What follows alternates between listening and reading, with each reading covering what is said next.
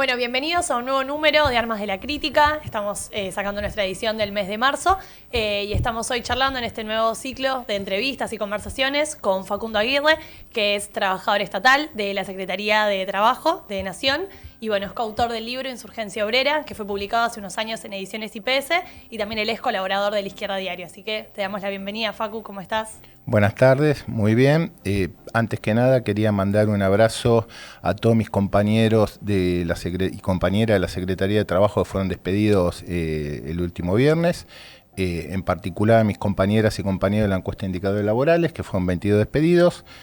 Abrazo enorme, fuerza compañeros, organizados desde abajo, vamos a ganar.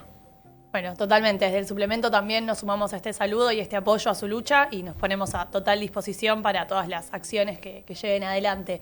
Pero bueno, esto nos marca un poco también el tono de la entrevista. La tónica de esta entrevista. Sí. Obviamente estamos atravesados por esta situación.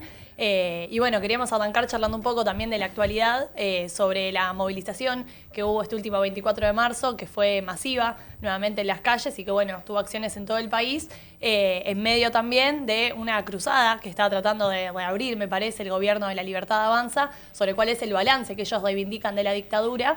Entonces te queremos preguntar, ya que escribiste también este libro, Insurgencia Obrera, sobre el tema, ¿qué visión tenés sobre esta visión de la dictadura, este balance que quiere volver a imponer en la agenda pública La Libertad Avanza? Y bueno, ¿qué otros relatos se construyeron también en las últimas décadas al respecto? Mira, el balance que presenta o la visión que presenta el gobierno en Milei a través de ese personaje siniestro que es Juan Bautista Tata Joffre, ex jefe de los servicios de inteligencia de Menem, es una reiteración lisa y llana de lo mismo que decían los militares. Es decir, no hay novedad. Es decir, que hubo una guerra porque en el país asolaba el terrorismo y el terrorismo causaba violencia y muerte, es una falsedad histórica desde todo punto de vista. El terrorismo estaba, la violencia previa al golpe militar, es una violencia principalmente alentada desde el Estado, desde la banda fascista, la AAA, que eran comandadas por el ministro de Bienestar Social, José López Rega, que fueron en un principio formadas con la venia de Perón, y muerto Perón, actuaron desembosadamente bajo el gobierno de Isabel Perón. Más de 1.800 muertos son contabilizados por la acción de estas bandas fascistas. Pero además fue el gobierno peronista de Isabel quien decretó el estado de sitio, fue el gobierno peronista de Isabel Perón quien ordenó el operativo Independencia, donde intervinieron en Tucumán, con el resultado, más de 200 delegados azucareros desaparecidos, lo que muestra que la lucha contra la guerrilla es una excusa en realidad para atacar a la organización del movimiento obrero. Fue bajo el gobierno de Isabel que se firman los decretos de aniquilación de la guerrilla y de la subversión. Y entonces, y a su vez, en el spot donde Joffre y el quebrado Labraña atacan al movimiento de derechos humanos diciendo que es un relato construido solo para conseguir dinero, se oculta que hubo vuelo de la muerte, secuestro de bebé, torturas, campo de concentración. Es decir, se intenta decir que la respuesta militar fue una respuesta quizá excesiva frente a un enemigo que amenazaba a la sociedad tal cual ellos la conciben. Entonces, ese relato de los militares. Frente a eso nosotros sostenemos otra visión. O sea, hay un gramo de verdad en lo que dicen. ¿Cuál es el gramo de verdad? Que la sociedad argentina en la década del 70 se encontraba atravesada por una enorme insurgencia obrera y popular que había surgido en el año 1969 después de la semi-insurrección cordobesa conocida como el Cordobazo. Y que esa semi-insurrección le puso fin a una dictadura, o le inició el principio del fin de un régimen proscriptivo y de una dictadura que prohibía a la gran mayoría del pueblo argentino expresarse democráticamente a través de la fuerza política a la cual adhería en ese momento, que era el peronismo. Entonces, y que a partir de entonces se empieza a dar un proceso de autoorganización e insurgencia de la clase trabajadora que va a ser una de las claves para entender el golpe de Estado.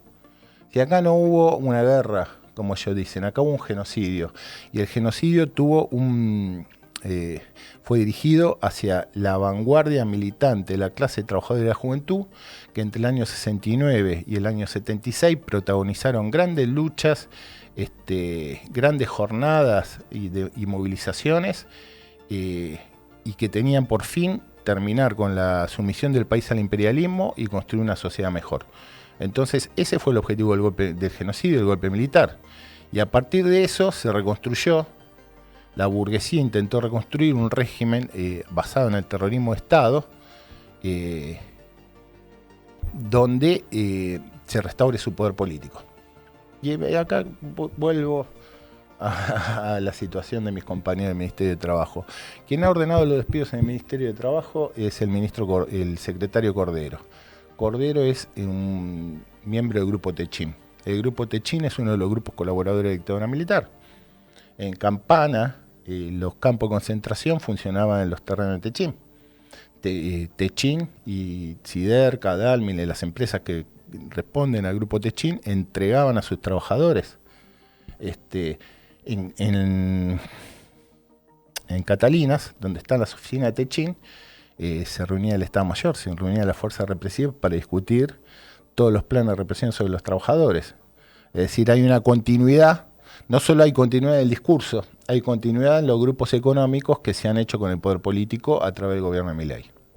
Bueno, y ligado a esto, vos recién destacabas que uno de los aspectos centrales también que ustedes retoman en el libro junto con Ruth Werner sobre el carácter de clase de la dictadura es también el proceso de autoorganización de la clase trabajadora que se venía dando en los años previos. ¿Querés contarnos un poco más de esa experiencia? Sí, cómo no. El proceso de insurgencia obrera que se da en Argentina entre el 69 y el 76 tiene un protagonista fundamental que es, como dice el nombre, la clase obrera.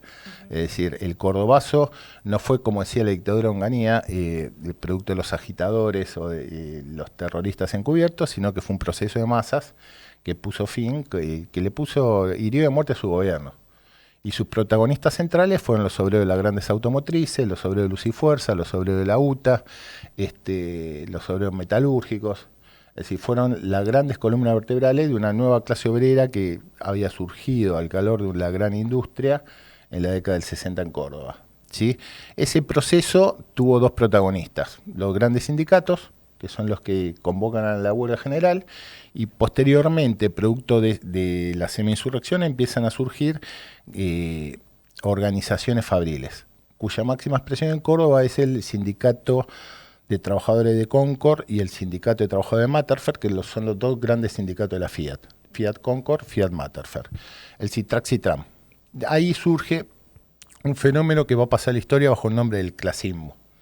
¿Qué era el clasismo? Era una organización de la democracia industrial de la clase obrera, una organización de la democracia obrera que nucleaba a los trabajadores de estas fábricas, que funcionaba con un cuerpo de delegados, que decidía todo democráticamente de abajo hacia arriba y que lideraron la lucha contra patronales terribles a través de diversas tomas de fábricas. E incluso son los grandes protagonistas de lo que se conoce como el segundo cordobazo o el viborazo. Este proceso de autoorganización desafía no solo a la patronal, es decir, porque discute con la patronal la explotación, el despotismo patronal, porque en la sociedad hoy puede haber, políticamente puede haber democracia, más o menos democracia, y hoy está en discusión si va a haber democracia, pero en las empresas reina la dictadura patronal, y esto discute la dictadura patronal. Entonces este proceso se empieza a extender en la Argentina, ¿sí? Y no va a frenar. Perón retorna al país. Perón, que estaba proscripto, es traído de vuelta por la burguesía argentina en el año 72 a través de los acuerdos con Lanuse para ponerle fin a este proceso de insurgencia obrera, que se manifiesta en la proliferación de comisiones internas antiburocráticas que van enfrentando a las distintas patronales y que se enfrentan a la política central de Perón para poner fin al proceso, que es el pacto social. Pacto social, un acuerdo de precios y salario que congelaba los precios y los salarios en un determinado punto, pero no va a ser boicoteado tanto por las patronales que aumentan los precios e incentivan al mercado negro, como por los trabajadores que no se van a disciplinar y van a seguir combatiendo, ¿sí? Los protagonistas de esa lucha son las comisiones internas, organizaciones base de los trabajadores que tienen esta lógica el Citrac-Citran, funcionar democráticamente, decidir colectivamente las acciones a seguir, y tomar acciones decididas que no solo enfrentaban al gobierno, al pacto social, sino también a la burocracia sindical, que se erigía como garante del pacto social. Sí, la máxima figura en aquel entonces de la burocracia sindical era José Ignacio Rucci, que es uno de los organizadores de la masacre de Seiza en junio de 1973. Entonces, tenés una burocracia y que va a ser integrante de las bandas fascistas de la AAA. Es decir, la burocracia sindical va a integrar o va a actuar coordinadamente con la banda de la AAA. Y uno de sus objetivos va a ser, van a ser los activistas obreros que protagonizan este proceso de insurgencia fabril. Bueno, este proceso dio grandes luchas, como por ejemplo el Villazo, que es la recuperación de la UOM en Villa Constitución de mano de los activistas y los sectores clasistas, y que le van a poner un límite a la explotación patronal en una de las grandes fábricas de la Argentina, que hoy está movilizada, que es Asindar. ¿Sí? Va a haber dos villazos, el primer villazo y el segundo villazo, que va a ser un golpe contrarrevolucionario contra los trabajadores de Villa Constitución, que mancomuna una acción común a las Fuerzas Armadas, a las fuerzas represivas y a la burocracia sindical y a la AAA. Todos juntos contra los trabajadores de Villa Constitución. Este proceso, pero ¿por qué preocupa a la patronal argentina? Porque la emergencia de un doble poder al nivel de la producción. Si los trabajadores discuten el tiempo de trabajo, discuten los ritmos de explotación, discuten la seguridad y higiene. Es decir, uno de los grandes procesos que se dan en el año 73 es la toma del astilleros Artarza por la muerte de un obrero mientras estaban haciendo un barco, en que los trabajadores eran carne de cañón, o sea, casi sin implemento de seguridad los mandaban a soldar los barcos, y eso produce la muerte de un trabajador. Y es una de las grandes rebeliones antiburocráticas que hay en esa década. Entonces, este proceso en el año 75 se llega a coordinar en los que se conocen como las coordinadoras interfabriles. ¿Por qué surgen las coordinadoras interfabriles? Porque el gobierno de Isabel Perón, en un escenario de crisis catastrófica de la economía capitalista a nivel internacional, lleva adelante un brutal plan de ajuste que se toca en muchos aspectos con lo que está haciendo Milei ahora, ¿sí? Por ejemplo, no homologar los convenios colectivos, que es lo que está haciendo Milei ahora con ciertos convenios colectivos. Se van a coordinar más de casi 130 comisiones internas y seccionales y algunas seccionales sindicales, y van a tomar fábricas, van a empezar a hacer huelgas locales, van a empezar a coordinar regionalmente, hasta que imponen el 27 de junio de 1975 un primer paro general de la CGT, que la llama 12 horas parcialmente bajo la consigna "Gracias Isabel por homologarnos los convenios", y la muchachada toma la plaza, el grito "dame una mano, dame la otra, dame Rodrigo, lo que lo hago pelota". Rodrigo era el ministro de Economía, y el plan es conocido como Plan Rodrigo, o como el Rodrigazo, tal cual se lo bautizó en aquel momento. Y empiezan a decir: queremos la cabeza de los traidores, Isabel Rodrigo Loperrea. Es decir, se empieza a convertir en una gran huelga política contra el gobierno peronista. La primer huelga política en la historia argentina contra un gobierno peronista. El 3 de julio de 1975, las coordinadoras organizan una movilización a la capital federal que va a movilizar a decenas de miles de obreros y que van a ser frenadas en la General Paz, en Puente Pueyrredón, etcétera, con enfrentamientos, para impedir el ingreso de las coordinadoras interfabriles a la ciudad, para impedir la imagen de un 17 de octubre contra un gobierno peronista, pero imponen una huelga general que va a ser el 7 y 8 de julio, que va a terminar con la renuncia de Rodrigo, la caída del plan económico y la huida del país del jefe de la banda fascista y hombre fuerte de gobierno, que era José Loperrea. Este fenómeno, la burguesía argentina lo denuncia como sovietización. El diario La Prensa, el diario La Nación hablaban de que surgían soviets en las fábricas argentinas. Quizá exageradamente, pero hay un elemento de sovietización. Si la clase trabajadora empieza a discutir que ellos no quieren ser explotados y empiezan a plantear la posibilidad de una salida propia. Ricardo Balbín, que era el líder del UCR, llama frente a este fenómeno a aniquilar la guerrilla fabril. Es decir, porque trataban de asimilar a los grupos guerrilleros al movimiento obrero insurgente. Había muchísima militancia de las organizaciones guerrilleras dentro de las coordinadoras, eso es innegable, pero la clave no es la política guerrillera, sino la movilización de las grandes masas y la acción de la grandes masa de la clase trabajadora. Entonces, este proceso de autoorganización es fundamental porque es la emergencia de la democracia obrera. Es decir, la clase obrera produce instituciones capaces de unirla en la lucha, primero a nivel de las empresas, después a nivel de los barrios y el territorio, después en las ciudades y las regiones y después nacionalmente, ¿sí? Como una alternativa a la burocracia sindical y discutiendo el poder, el poder en las fábricas, lo que no es poco porque ahí es donde reside el poder de la burguesía, parte del poder de la burguesía en el control de la propiedad. Y es contra esto que apunta el golpe. Esa es la importancia del proceso de autoorganización, es decir, la emergencia de nuevas instituciones que le permiten a los trabajadores de desarrollarlas hacia el territorio, de tener una política que incorpore la demanda del pueblo pobre, que incorpore la demanda de las clases medias arruinadas, que incorpore la demanda en el día de hoy de las mujeres, de la disidencia, de los movimientos ambientales, etcétera, de los estudiantes, de construir un poder constituyente que enfrente al poder establecido por el Estado y la burguesía. Es decir, que pueda instituciones que sean la base para pensar un nuevo Estado y una transformación revolucionaria de la sociedad. Uh-huh. Bueno, un poco recién nos contabas también sobre el papel que jugaron en ese momento, en estos procesos, las burocracias sindicales y el peronismo como movimiento político. ¿Qué paralelismo podrías hacer con la actualidad y cómo ves que se ubican estos sectores en el presente frente a las luchas que empiezan a abrirse? Es complejo, o sea, el peronismo es una fuerza que ha educado a la clase obrera argentina en la conciliación de clases. Es decir, que hay un interés común entre obreros y patrones. Y vos tenés una clase obrera argentina que, aún con esa ideología, ha sido poderosamente combativa. Y en los 70, no solo contra la dictadura militar de la Revolución Argentina, que era Onganía, Levingston, Lanusse, sino también contra los propios gobiernos peronistas de Perón y sobre todo contra Isabel Perón, enfrenta objetivamente esta lógica de la conciliación de clases, ¿sí?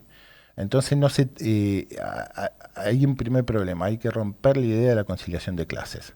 Entonces, en los 70, la burocracia sindical utiliza medios contrarrevolucionarios para combatir la insurgencia obrera, es decir, integra bandas armadas de carácter fascista que atacan a tiro a los trabajadores, son gángster, asesinan trabajadores. Y tenés y la izquierda peronista, que es parte del movimiento de lucha de los trabajadores, pero que los llama a confiar que es posible torcer el rumbo del peronismo. Es decir, que es posible dentro de la estrategia y la política de la conciliación de clases avanzar en los objetivos que en aquel momento se daban, que era mejorar la vida de los trabajadores, la liberación nacional e incluso, como coreaba la JP, la patria socialista. Eso se mostró impotente.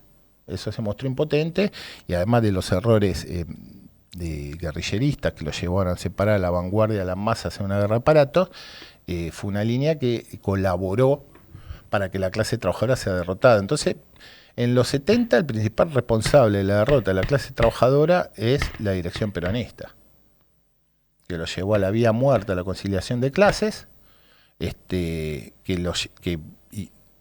la combatió a la vanguardia de la clase trabajadora por medios represivos, militares y contrarrevolucionarios, y con una burocracia sindical que sostuvo hasta el final a un gobierno como el de Isabel Perón, que era odiado por todo lo que había hecho contra la clase trabajadora. Hoy tenemos otra situación, es decir, tenemos un peronismo que llevó adelante un gobierno desastroso y que la clave de ese desastre es su subordinación absoluta a los mandatos del Fondo Monetario Internacional. Es decir, no fue una fuerza, no era como los 70, que prometía liberación nacional, sino que fue una fuerza del sometimiento nacional. Es decir, se subordinó completamente a una política que lesiva a los intereses nacionales y del coloniaje. Entonces, eso llevó a que sea un gobierno desastroso y que le abría las puertas a la victoria de la ultraderecha, que es una ultraderecha completamente cipaya. Cipaya y antiobrera y antipopular. Entonces, en primer lugar, son responsables de esto. Milei es responsabilidad del desastre de la política del peronismo. En segundo lugar, hoy el peronismo no juega ningún papel en la organización de la resistencia a la ultraderecha. No es como los 70 que había una izquierda que era parte de los movimientos de lucha, aunque con una política que nosotros consideramos equivocados, y una derecha que la combatía. Ahora lo que tenés es un frente único que va de los gobernadores, pasando por Cristina hasta Grabois, que lo que llaman es a la calma, a esperar que se caiga solo, que no participan de la resistencia, que nos llaman a ganar las calles. E incluso en el caso de los gobernadores y de Cristina, que están dispuestos a discutir el Pacto de Mayo. Tienen más que un pacto para la reforma laboral, para la reforma previsional, para pagarle al FMI, para someter al país a los grandes monopolios. Es decir, estamos en esa situación. Y los sindicatos, en este momento hay un hervidero en los sindicatos, evidentemente que hay una discusión sobre qué rumbo seguir, pero hasta ahora, salvo del 24 de enero a esta parte, han dejado de hacer. Y todavía estamos esperando que le pongan fecha de paro general. Es decir, hay una responsabilidad. El peronismo está jugando a la desorganización de la resistencia, ya sea porque prefieren que el Milei haga un ajuste y después ellos aparecer como los salvadores de la nación, o porque no tienen ni la voluntad, ni la credibilidad, ni el coraje para enfrentar a este gobierno. Uh-huh. Bueno, y pensando también en la actualidad en términos más generales, en los últimos años vimos cómo en Latinoamérica surgieron distintos procesos de revueltas, en los cuales hubo grandes acciones de masas, en los cuales creo que la clase trabajadora no terminó de intervenir como tal, como sujeto. ¿Qué reflexión haces sobre eso, pensándolo también desde estas experiencias de autoorganización que hubo en otros momentos, no solamente en Argentina, sino también en Latinoamérica? Y bueno, ¿cómo crees que nos puede servir para pensar en el presente toda esta relación? Me la sé difícil, yo creo que la revuelta lo que anuncian en la emergencia, que el movimiento de masas va a ser lo que anunciaban ya en el 2019 y que anuncian en la actualidad es que el movimiento de masa va a ser uno de los grandes protagonistas de esta nueva etapa histórica del capitalismo. Estamos en una fase de crisis, creo yo, de cambio de los paradigmas del capitalismo y de crisis del capitalismo, donde las masas van a hablar. Entonces lo que las revueltas adelantan es que va a participar el movimiento de masas. Ahora, la revuelta en sí es una acción que no llega a constituir insurgencia en el sentido de una revolución. Y me parece que para que la revuelta avance, la revuelta puede ser parte de un proceso revolucionario o no. Ahora, para que sea parte del proceso revolucionario hace falta que intervenga la estrategia. Entonces nosotros tenemos que apostar, ahí donde hay revuelta, a la autoorganización, a que aparezcan sectores que unifiquen, porque hoy el problema de la clase trabajadora es su fragmentación. Precarios efectivos, migrantes nativos, mujeres, hombres, el enorme universo de la precarización laboral y de la informalidad. ¿Sí? Hay que unir a la clase trabajadora, y yo creo que las organizaciones que surgieron en la década del 70 en la Argentina, como las coordinadoras, no pueden ser iguales, obviamente, porque estamos frente a otra realidad, el mundo del trabajo, más poderoso, objetivamente más poderoso, porque el trabajo asalariado de la gran mayoría nacional y la gran mayoría en la sociedad actual, más complejo en su composición, entonces hay que unir. Las burocracias sindicales se han reducido a mal defender a un sector de los trabajadores en blanco.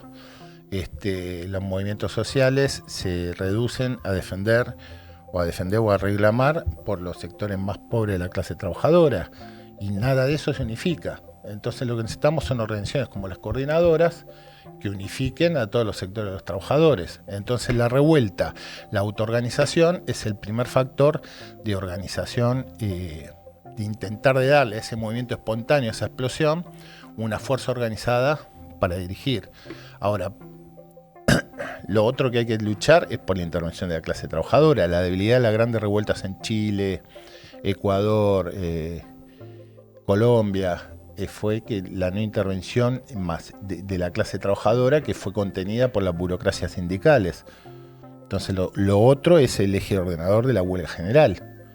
Es decir, no, hay que utilizar las revueltas o el afuera, esos estallidos, para intentar introducir la rebelión en el seno de la clase trabajadora, para que la clase trabajadora le dé unidad a ese movimiento a través de las acciones contundentes, porque es la única clase que tiene el poder social para paralizar la maquinaria de capital, para herir al capital en su lucha. Cuando hay huelga general, se discute quién tiene el poder, porque los trabajadores, ahí es una muestra de soberanía la clase trabajadora, porque la clase trabajadora dice, muestra su poder de coacción, crea un estado de excepción. Acá no se produce ni se mueve nada. Entonces eso es poder. Entonces a ese poder hay que darle las instituciones que puedan motorizarlo. Y eso es la autoorganización. Son las asambleas de base, son las comisiones internas combativas, son los comités de lucha, son los comités de acción, etcétera, etcétera, etcétera. Y nosotros creemos que en el marco de esa revuelta lo que hay que plantear comité de acción. En la Argentina en este momento estamos viendo un proceso muy interesante, porque producto de la ley ómnibus se formaron las asambleas barriales.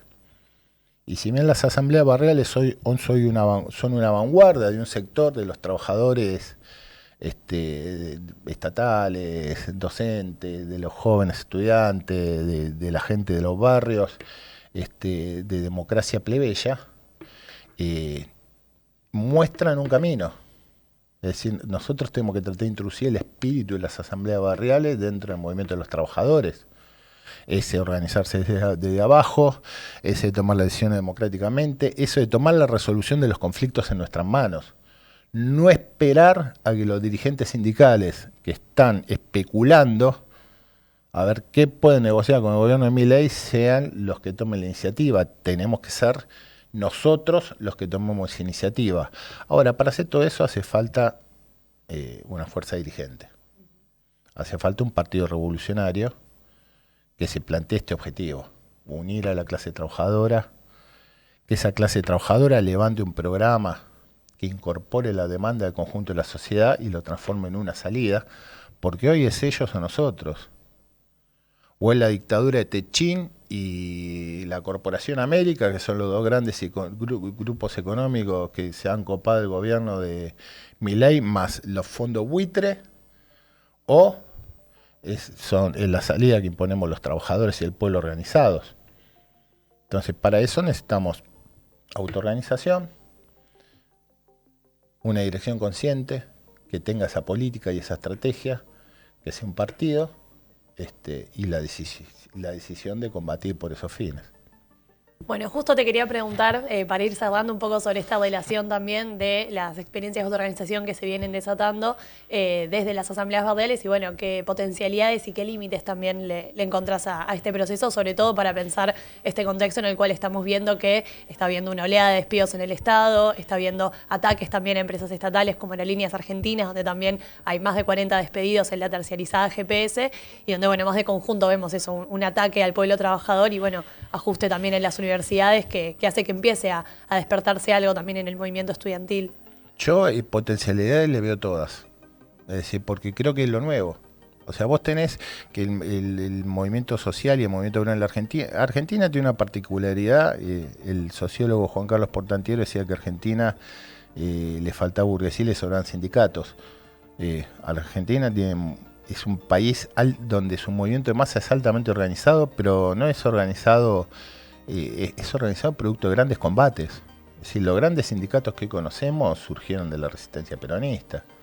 La resistencia peronista fue un movimiento obrero muy profundo que recuperó los sindicatos que habían sido creados porque son previos, pero habían sido copados por Perón y cooptados por Perón para que sean apoyatura a su política de disciplinamiento de los trabajadores como una institución estatal, pero la clase obrera la recuperó como organización de combate. Entonces, Son organizaciones que nuestra clase, lo mismo los movimientos piqueteros, lo mismo el propio movimiento de mujeres, que es autoconvocado, autoorganizado en gran medida. La Argentina tiene una enorme capacidad de organización y lucha en nuestro movimiento de masa que nos da optimismo permanentemente. Entonces las asambleas barriales también, porque las asambleas barriales recuperan la experiencia de las asambleas populares de la rebelión popular de 2001. Y nosotros cuando surgieron los cacerolazos contra Milei, lo primero que dijimos es planteemos a hacer asambleas populares. Recuperemos la tradición nacional de lucha porque son formas de democracia directa que nos van a servir para organizar esta primera oleada de combate contra Milei. Entonces yo le veo mucha potencialidad. ¿Qué límites tiene? Que todavía no han logrado ganar a la clase trabajadora.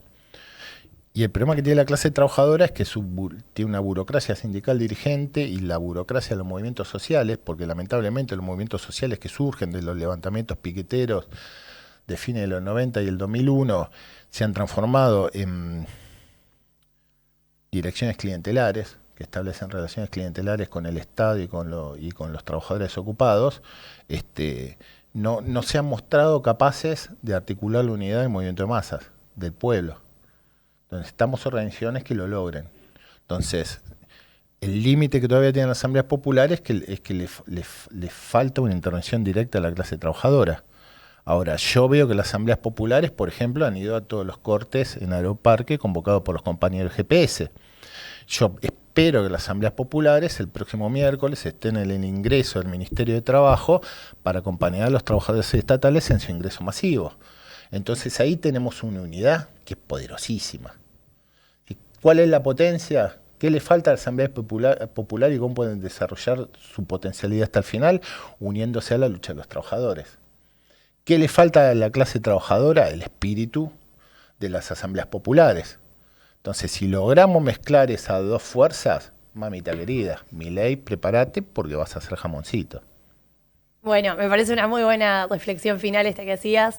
Creo que sí, que son un poco los desafíos que tenemos por delante y que al menos venimos pensando también quienes militamos en el PTS, en Enclave Roja, también en las facultades. Y bueno, creo que tenemos también ahí una tarea desde el movimiento estudiantil de unirnos con todos esos sectores y bueno, también hacer que el método de las asambleas barriales, populares, entre también a las universidades para, bueno, ver de despertar ese gigante dormido también que es el movimiento estudiantil en nuestro país.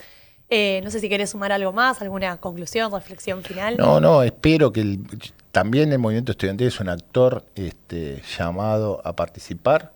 Yo creo que el movimiento estudiantil que ha estado dormido, principalmente por las conducciones peronistas, digámoslo, también, que han apostado a convencer a los estudiantes que la clave era la vida académica y no la participación en las luchas populares, más allá de lo discursivo. Yo creo que es un gigante dormido el movimiento estudiantil que está llamado a cumplir un papel central en este nuevo periodo. Si estamos ante un momento, una encrucijada histórica, si nosotros tenemos la responsabilidad, nosotros como militantes revolucionarios o como militantes de un partido revolucionario, tenemos la oportunidad de construir, de fusionarnos con una nueva generación de luchadores obreros, juveniles, estudiantiles, del pueblo pobre, y de todos los sectores que planteen por fin una salida anticapitalista y socialista a la decadencia y la crisis nacional. Pero a su vez lo vamos a hacer solamente si somos capaces de generar militancia y activismo en la clase trabajadora, en los estudiantes, en las mujeres, en las disidencias, en el ambientalismo, en todos los ámbitos que podamos. Y que están dadas las condiciones. Y entonces para eso tenemos que ser los más audaces en proponer la medida de lucha y las nuevas organizaciones para poder llevar adelante ese combate. Que lo que tienen que es que no hay ningún secreto, es la democracia obrera, la democracia desde abajo, la unidad y la coordinación sobre la base de la máxima democracia de los trabajadores y el pueblo para decidir los caminos de la lucha. Y en eso imponiendo la huelga general o planteando esa perspectiva, tenemos la posibilidad de la victoria asegurada. Bueno, muchas gracias. Asegurada no, perdón. Tenemos la posibilidad de la victoria. Eso ya se va a decidir en el combate. Sí, totalmente. Creo que todos nos vamos un poco con algunas tareas y desafíos para pensar también sobre estas reflexiones que tuvimos. Y nada, eso, más que nada agradecerte por esta charla, esta conversación. Y bueno, invitar a todos los que vieron esta entrevista también a seguir leyendo las notas que sacamos en el suplemento de hoy en Armas de la Crítica, en Izquierda Diario. Y bueno, ayudarnos con la difusión de esta entrevista, del número en general. Y a seguir sumándose a, bueno, ver todo lo que seguimos haciendo desde el suplemento y desde Izquierda Diario. ¿Puedo un chivo? Obvio. Les recomiendo la lectura de mi libro, Insurgencia Obrera mi libro y de Ruth Werner, Insurgencia Obrera en la Argentina, 1969-1976, y el libro del camarada Eduardo Castilla, La Córdoba Revolucionaria, 1969-1976, muy interesante sobre el movimiento obrero cordobés, que fue la vanguardia revolucionaria de la clase obrera argentina de los 70, discutiendo también con Tosco, Salamanca y el clasismo cordobés. Bárbaro. Bueno, lecturas para todos, así que los invitamos también a seguir conociendo la editorial Ediciones IPS, donde salieron todos estos libros, y bueno, hay próximas novedades también que seguramente les interesen a los lectores y consumidores de este suplemento. Así que gracias a todos por llegar hasta acá en la entrevista.